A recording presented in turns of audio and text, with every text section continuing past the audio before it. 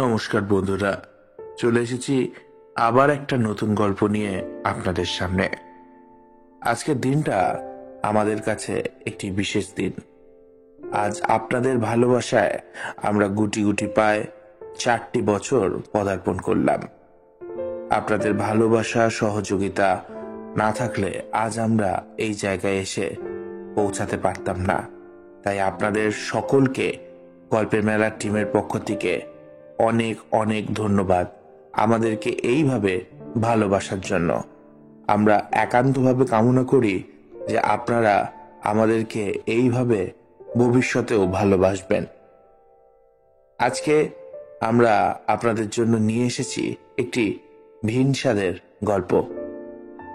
গল্পের লেখক শরদিন্দু বন্দ্যোপাধ্যায়। তারই লেখা একটি ছোট গল্প, প্রিয় চরিত্র। শরদিন্দু বন্দ্যোপাধ্যায় 30শে মার্চ 1899 সালে বিহারের পূর্ণিয়া জেলায় জন্মগ্রহণ করে। 1919 সালে কলকাতা বিশ্ববিদ্যালয় কলেজ থেকে বিএ পাশ করেন। 1926 সালে পাটনা থেকে আইন পাশ করেন। 1929 সালে ওকালতি ছেড়ে সাহিত্য চর্চায় তিনি মনোনীত করেন নিজেকে। 1967 সালে তুঙ্গভদ্রার তীরে প্রবন্ধের জন্য পেয়েছেন রবীন্দ্র পুরস্কার। তার সৃষ্ট বিখ্যাত চরিত্র, যা বাঙালির রক্তে রক্তে মিশে রয়েছে, সেটা হচ্ছে ব্যোমকেশ বক্সী। আমরা সত্যান্বেষী ব্যোমকেশ বক্সীকে সর্বদা গোয়েন্দার সেরা তালিকায় রেখে থাকি। সেই ব্যোমকেশ বক্সীর জন্মকর্তা হচ্ছেন শীর্ষেন্দু মুখোপাধ্যায়। 22শে সেপ্টেম্বর 1970 সালে 71 বছর বয়সে তিনি প্রাণ ত্যাগ করেন। আজ তারই লেখা একটি ছোট গল্প আপনাদের সামনে আমরা উপস্থাপিত করতে চলেছি। আমাদের 4র্থ বছর পদার্পণের জন্য সেই উপলক্ষে আমরা আপনাদের সামনে আজ নিয়ে এসেছি শরদিন্দু বন্দ্যোপাধ্যায়ের লেখা ছোট্ট গল্প, প্রিয় চরিত্র।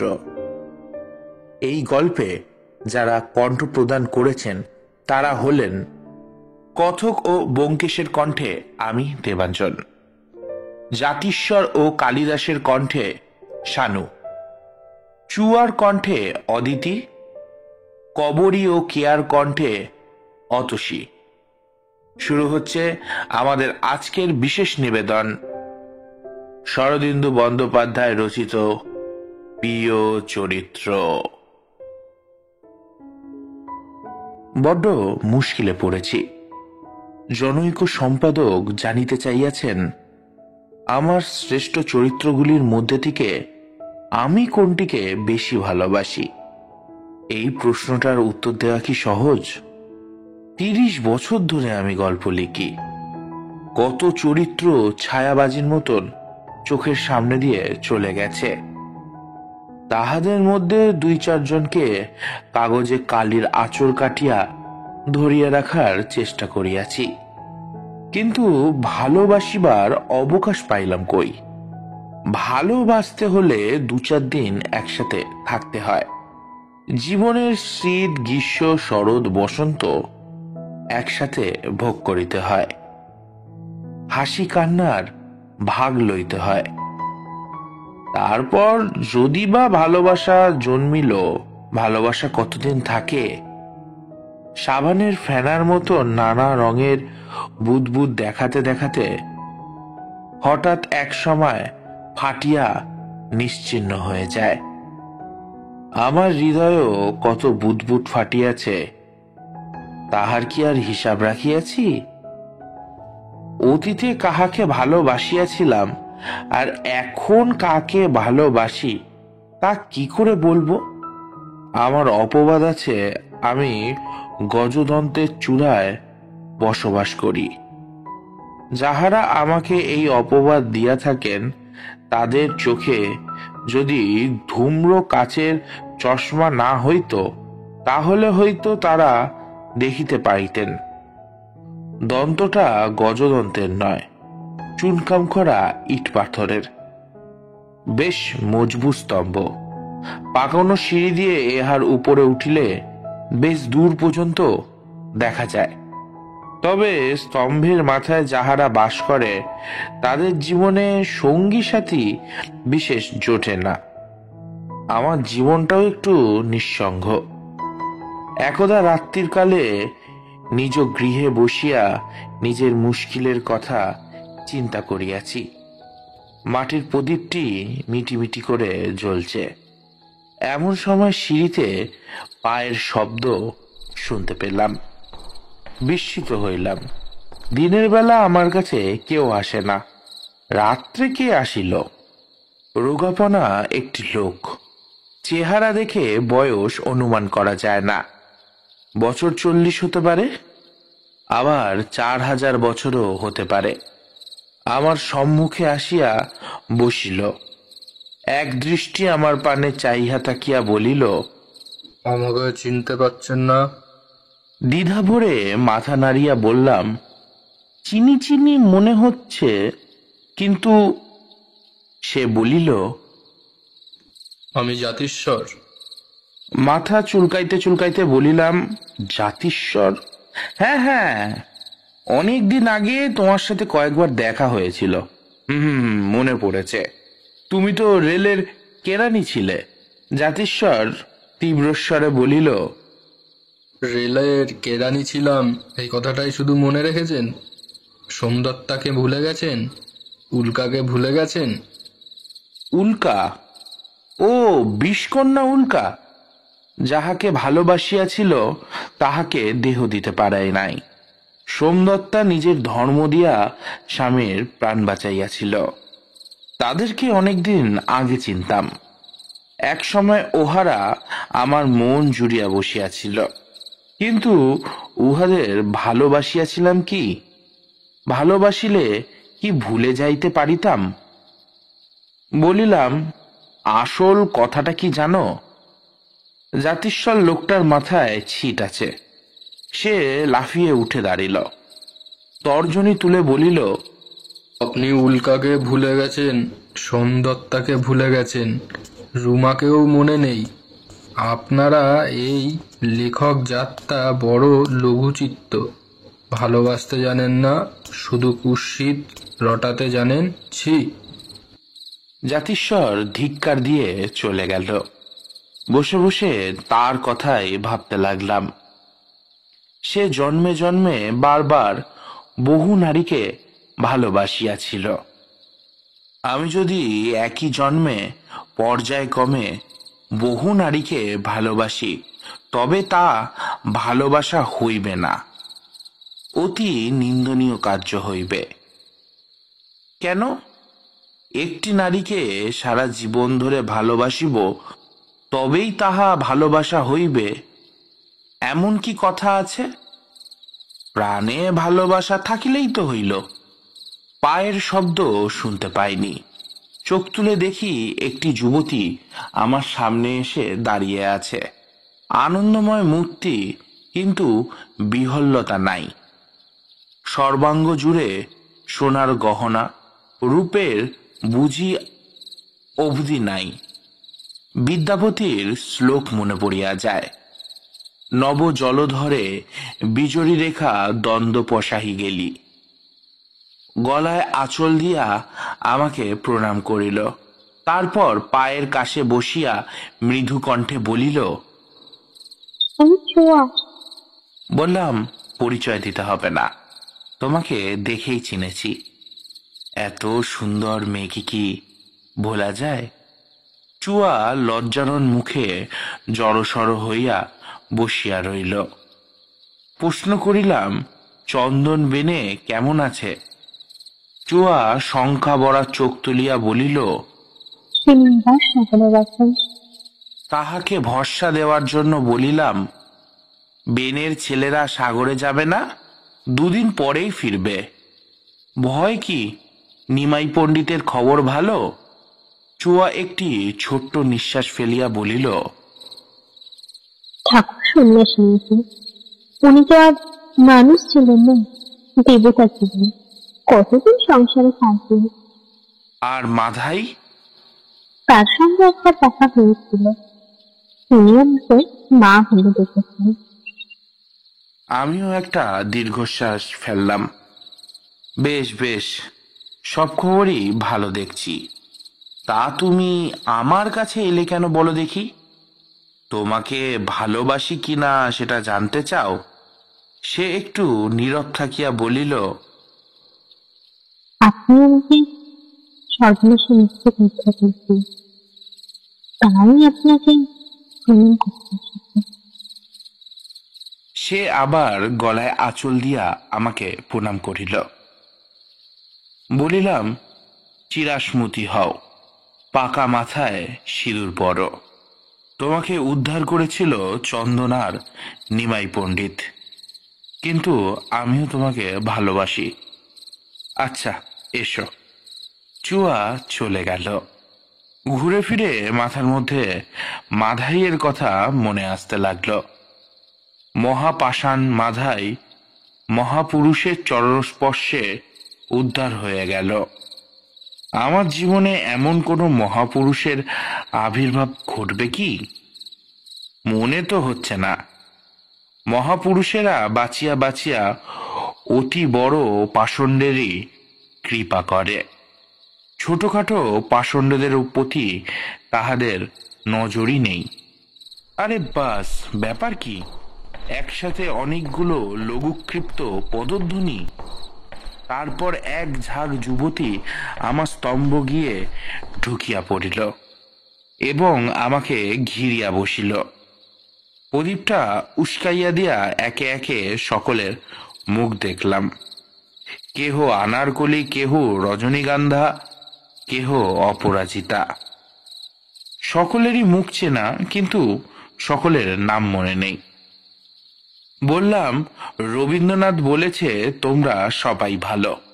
গুরুদেবের কথার প্রতিবাদ করতে চাই না, কিন্তু তোমাদের কি মতলব বলো দেখি? রাত্রির বেলা একজোট হয়ে একটা নিরীহ ব্রাহ্মণকে আক্রমণ করেছ কেন? একটি মুখফর মেয়ে বেনি দুলাইয়া বলিল, আপনি মোটেই নিরীহ ব্রাহ্মণ নয়, খালি খোঁচা দিয়ে কথা বলেন। তার দিকে অঙ্গুলি নির্দেশ করিয়া বলিলাম, তোমাকে চিনেছি, তুমি করবি, কিন্তু আমি খোঁচা দিয়ে কথা কখন বললাম? তোমাদের ওই দোষ, সত্যি কথা সইতে পারো না। যাক, বিমলা কেমন আছো? সুভাষকে দেখছি না। করবি বলিল, বৌদি এলেন না, তাই হাসি দিয়েও এলো না। আমাদের আসতেই দিচ্ছিল না, বলছিল কেন ভদ্রলোককে জ্বালাতন করবি? আমরা জোর করে চলে এলুম।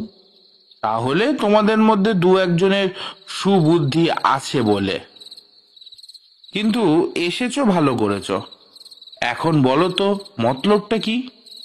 এবার অন্য একটি মেয়ে কথা বলিল। কালো মেয়ে, চোখের কুলে কুলে হাসি খেলা করিতেছে। আমরা জানতে এলো কেন আপনি আর আমাদের ভালোবাসেন না, কেন আমাদের নাম পর্যন্ত ভুলে গেছে। বললাম, তোমার নাম ভুলিনি, তুমি রুচিরা। আরেকটি মেয়ে বলিল, আর আমি? আমার নাম বলুন দেখি। অপ্রস্তুত হইয়া পড়লাম। মেয়েটি চুয়ার মতন সুন্দরী নয়, কিন্তু ভারী সুশ্রী। মনে হয় যেন ছেলেবেলায় স্নানযাত্রার মেলায় হারিয়া গিয়েছিল। এক মধ্যবিত্ত দম্পতি তাকে কুড়িয়া পাইয়া মানুষ করেন। তারপর বড় মানুষের একটা খেয়ালি ছেলে, একটা ভোলা। মেয়েটি ম্লান হাসিয়া বলিল, বলতে পারলে না তো আমি কে? মনে দুঃখ হলো। সত্যি তো, মানুষ কেন ভুলিয়া যায়? হে মহাকাল, তুমি তো কিছুই ভুলো না। আমাদের অস্থি মর্যাদায় তোমার অভিজ্ঞান অতীত আছে, তবে আমরা ভুলি কেন? আমাদের ক্ষুদ্র হৃদয়ে একটির বেশি দুটি ভালোবাসার কোনো স্থান নেই। তাহলে একটিকে ঘরে আনিবার সময় আরেকটিকে কি বিদায় দিতে হয়? করবী আবেগপ্রবল কণ্ঠে বলিল, বলুন, কেন আপনি আমাদেরকে ভুলে গেছেন? কেন আর ভালোবাসেন না? দেখো, তোমাদের সকলকেই তো আমি একটা একটা ভালোবাসার পাত্র জোগাড় করে দিয়েছি, তবে আবার আমার ভালোবাসা চাইছো কেন? মেয়ের বাবা মেয়েকে বিয়ে দিয়ে নিশ্চিন্ত হয়, মেয়ে স্বামী নিয়ে মনের সুখে ঘর কন্যা করে, তখন আর বাইরের ভালোবাসা চায় না। কিন্তু তোমাদের এ কি ভালোবাসায়? তোমাদের কি কোনো রুচি নেই? সকলে মুখ তাকাতাকি করিয়া হাসিয়া উঠিল। একজন বলিল, অমৃতে নাকি অরুচি হয়। আপনি হাসালেন। কিন্তু আপনার ভালোবাসার উপর আমাদের দাবি আছে। বললাম, হ্যাঁ হ্যাঁ, তা আছে বই কি। তোমাদের কাউকেই আমি ভুলিনি, সবাই আমার অবচেতনার তোষাখানায় জমা হয়ে আছে। তবে কি জানো, চোখের আড়াল প্রাণের আড়াল। তোমরাও তো এতদিন আমাকে ভুলেছিলে। আজ মাসিক পত্রে প্রশ্ন উঠেছে আমার প্রিয় চরিত্র কোনটি, তাই তোমাদের আমাকে মনে পড়েছে। একটি মেয়ে, তার নাম বোধহয় আলতা, সে বলিল, মোটেই না, আপনার দিকে আমাদের বরাবর নজর আছে।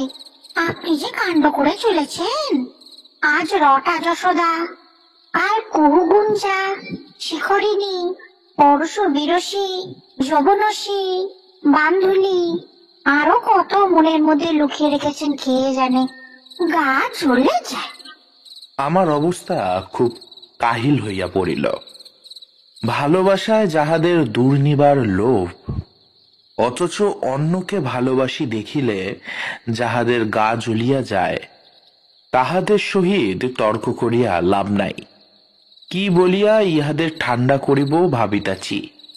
হেনকালে পিছন দিকে পুরুষ কণ্ঠের স্নিগ্ধ মধুর হাসি শুনিতে পাইলাম। তারপরেই সংস্কৃত ভাষায় সম্বোধন। ওই মোহনভ। ঘাড় ফিরিয়ে দেখি তেজ পূজকান্তি এক পুরুষ দাঁড়াইয়া আছে। তিনি এই কালের মানুষ নয়, তাহার বেশবাস দেখিয়া তাহা বোঝা যায়। ক্ষৌরিত মাথাটির মাঝখানে পরিপুষ্ট শিখা, স্কন্ধে মুঞ্জপবিত, গলায় শুভ্র দুকুলের উত্তরীয়, নিম্নবঙ্গে হাঁটু পর্যন্ত বস্ত্র, মুখখানি স্মিত হাস্যোজ্জ্বল, চক্ষু দুটি ভ্রমরের ন্যায় মেয়েদের মুখের ওপর পরিভ্রমণ করিতেছে। মেয়েরা পুরুষকে দেখিয়া ক্ষণকের জন্য যেন সন্ত্রস্ত হইয়া রইল, তারপর এক ঝাঁক প্রজাপতির মতন ছুটে পালালো। ঘর শূন্য হয়ে গেলে আমি জোড়া গলায় পুরুষকে বলিলাম, আসুন কবিবর, আপনার চরণ স্পর্শে আমার স্তম্ভ প্রবৃত্ত হইল। কালিদাস উপবিষ্ট হইয়া এদিক ওদিক চাহিলেন, বলিলেন, অসয় স্তম্ভটি, আমার যদি এমনি একটি স্তম্ভ থাকতো, আরো অনেক লিখতে পারতাম। রাজসভার হট্টগোলে কি লেখা যায়? বলিলাম, কবি, 7টি গ্রন্থ লিখে আপনি সপ্তলোক জয় করেছেন, আর কি প্রয়োজন?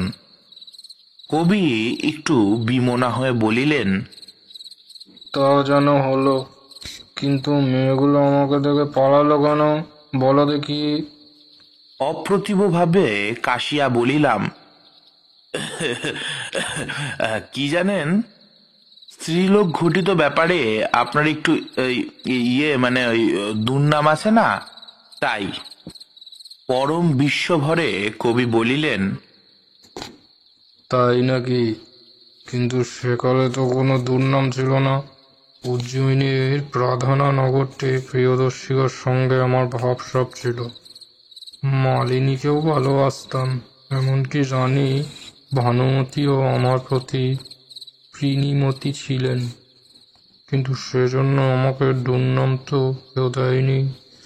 আর তরুণীরাও আমাকে দেখে ছুটে পালাতো না, বরং ছুটে এসে ঘিরে ধরত। কবিকে ক্ষুব্ধ দেখিয়া আমি বলিলাম, একালের মেয়েরা আগের মতন সাহসিনী নয়। ভারতবর্ষে যবন আক্রমণের পর থেকে আর্য নারীরা বড়ই ভীরু হয়ে পড়েছে। উপরন্তু আপনার নামে নানান গল্প শুনেছে। কবিবর উত্তপ্ত হইয়া বলিল, এ তোমাদের কাজ, তোমরাই বানিয়ে বানিয়ে আমার নামে মিথ্যে গল্প রচনা করেছ, তাই সুন্দর সুন্দর মেয়েরা আমাকে দেখে পালিয়ে যায়। বললাম, তা কি করব? আপনি তো আপনার নিজের সম্বন্ধে একটাও কিছু লিখে যাননি, কাজেই আমাদের বানিয়ে বানিয়ে গল্প লিখতে হয়। আপনার সম্বন্ধে যে আমাদের কৌতূহলের অন্ত নেই কবি। কবি একটু প্রসন্ন হইলেন, বলিলেন, আমার জীবনের সব তথ্য জানা থাকলে কি এত কৌতূহল থাকতো? কিন্তু ও কথা যাক, তুমি একই কাণ্ড করেছ। কি কাণ্ড করেছি? আমাকে নিয়ে দুটো গল্প বানিয়েছ। একটাতে কুন্তল রাজকুমারীর সঙ্গে আমার বিয়ে দিয়েছ, অন্যটিতে আমার স্ত্রীকে করেছ এক দজ্জাল খাঙ্গার মেয়ে মানুষ। দুটোই কি করে সম্ভব হয়? কেন বলুন তো সম্ভব হবে না? কুন্তল কুমারী কালক্রমে দজ্জাল খান্ডার হয়ে উঠতে পারেন, এমন তো কতই হয়। কবি মিটিমিটি হাসিয়া বলিলেন, তোমার অভিসন্ধি বুঝেছি। অন্ধকারে দুটো ঢিল ছুঁড়েছ, যেটা লেগে যায় কেমন? আমি উত্তেজিত হইয়া বলিলাম, তাহলে একটা ঢিল লেগেছে। কালিদাস মাথা নাড়িয়া বলিলেন, এই ফাঁকে সত্য ঘটনা জেনে নিতে চাও নাকি? সেটি হচ্ছে না, আমি উঠলাম। বলিয়া উঠিবার উপক্রম করিলেন। আমি করজোড়ে বলিলাম, কবিবর আর একটু বসুন। আপনি কেন এই দিনের কুলায় শুভাগমন করেছেন তা তো বললেন না। আপনিও কি জানতে চান আমি আপনাকে ভালোবাসি কিনা? তাহলে মুক্ত কণ্ঠে বলছি, আমি আপনাকে ভালোবাসি। আমার যতটুকু ভালোবাসার ক্ষমতা আছে তা সব দিয়ে আপনাকে আমি ভালোবাসি। কবি বলিলেন, কথাটা পরিষ্কার হলো না। আমাকে ভালোবাসো না, আমার কাব্যকে ভালোবাসো? বললাম, আপনার কাব্য আর আপনি কি আলাদা? আপনাকে আপনার কাব্যের মধ্যেই পেয়েছি, আর তো কোথাও পাইনি। আমি যে আপনার চরিত্র গড়েছি সে তো আপনার ভাবমূর্তি। আপনার কাব্যের মধ্যেই সেই মূর্তি পেয়েছি। কবি বলুন, আমার আঁকা সেই মূর্তি যথার্থ কিনা? কবি বলিতে গিয়া থামিয়া গেলেন, মৃদু হাসিয়া বলিলেন, আর একটু হলেই বলে ফেলেছিলাম। তুমি বড় ধূর্ত। না, আর নয়, এবার আমি উঠি। কিন্তু তাহার ওঠা হইল না। দ্বারের দিকে একদৃষ্টে চাহিয়া রইলেন। আমি ঘাড় ফিরিয়া দেখিলাম ব্যোমকেশ বক্সী দাঁড়াইয়া আছেন। আমার সাথে চোখাচোখি হতে সে আসিয়া মহাকবির পাশে সম্মুখে বসিল। তাহার প্রতি একটা তীক্ষ্ণ দৃষ্টি নিক্ষেপ করিয়া বলিল, অনেক পুরনো লোক মনে হচ্ছে। শিলভদ্র নাকি? না, গলায় পইতে আছে। বৌদ্ধ নয়, দীপঙ্করও নয়, তবে কি মহাকবি কালিদাস? কবিবর ফ্যাল ফ্যাল করিয়া চাহিয়া রইলেন। আমি তখন পরিচয় করাইয়া দিলাম, বলিলাম, ব্যোমকেশ বক্সী একজন সত্যান্বেষী। পরের গুপ্ত কথা খুঁচিয়ে বার করা হচ্ছে ওর কাজ। কবিবর, আপনার জীবনে যদি কোনো গুপ্ত কথা থাকে সাবধান থাকবেন। কবি সঙ্গে সঙ্গে উঠে দাঁড়ালো। ওরে সর্বনাশ, আমার জীবনটাই তো একটা গুপ্ত কথা। এখানে আর বেশিক্ষণ থাকলে সব ফাঁস হয়ে যাবে। আমি চললাম। এরকম লোক তোমার কাছে আসে জানলে? আচ্ছা, স্বস্তি স্বস্তি। আমি দ্বার পর্যন্ত কবিকে পৌঁছিয়ে দিয়ে বললাম, নমস্কার কবি, পুনশ্চ ভূয়পি নম নমস্তে। কবি দ্রুত সিঁড়ি দিয়ে নামিয়া অদৃশ্য হইলেন। ফিরিয়া আসিয়া বসিলাম। ব্যোমকেশকে ভোলা আমার পক্ষে সম্ভব হয় নাই। তাহার সই আমার পরিচয় প্রায় 30 বছর। সে বিবাহ করিবার পর মোট 17 বছর তাহাকে কাছে ঘেঁষিতাই দিইনি। তারপর আবার আসিয়া জুটিয়াছে। লোকটাকে আমি পছন্দ করি না, এত বুদ্ধি ভালো নয়। প্রশ্ন করলাম, তোমার ল্যাঙ্গুট কোথায়? ব্যোমকেশ বলিল, অজিত সে আপনার ওপর অভিমান করেছে, তাই এলো না। অভিমান কিসের? আপনি তাকে ক্যাবলা বানিয়েছেন, তাই। বেচারা সাহিত্যিক মহলে কলকে পায় না, সবাই তাকে দেখে হাসে। তোমাকে দেখে কেউ হাসে না, এই আশ্চর্য। তোমরা দুজনেই সমান, একজন বুদ্ধির জাহাজ, অন্যটি ক্যাবলা। দু চক্ষে দেখতে পারি না। ব্যোমকেশ সিগারেটের লম্বা টান দিয়া বাঁকা হাসি দিল, বলিল,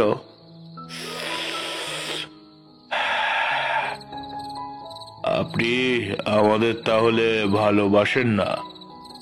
মানে আমরা আপনার প্রিয় চরিত্র নই?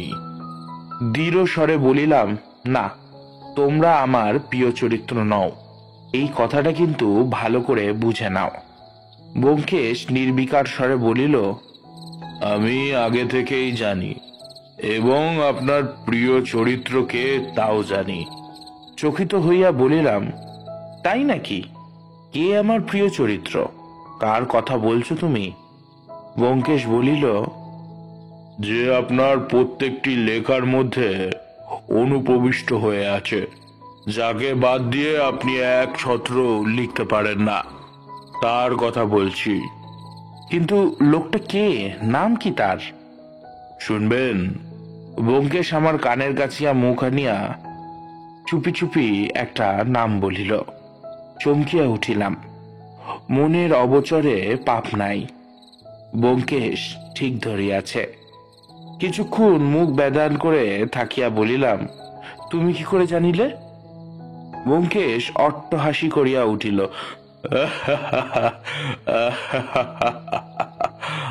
বলিল, আপনার প্রশ্নটা অজিতের মতন শোনাচ্ছে। আত্মসম্বরণ করিয়া তাহার পানে কটকট করা তাকিয়া রইলাম। দ্বারের দিকে অঙ্গুলি নির্দেশ করিয়া বলিলাম, তুমি এবার বিদায় হও তো।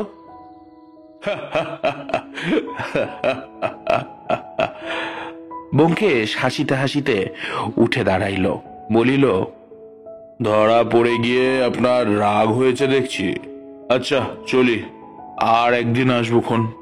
সে চলে যাওয়াতে দ্বার বন্ধ করে দিলাম। আজ আর কাউকে ঢুকতে দেব না, অনর্থক সময় নষ্ট। প্রদীপটাকে কাছে টানিয়া খাতা পেন্সিল নিয়ে লিখিতে বসিলাম। পূজা আসিয়া পড়িল।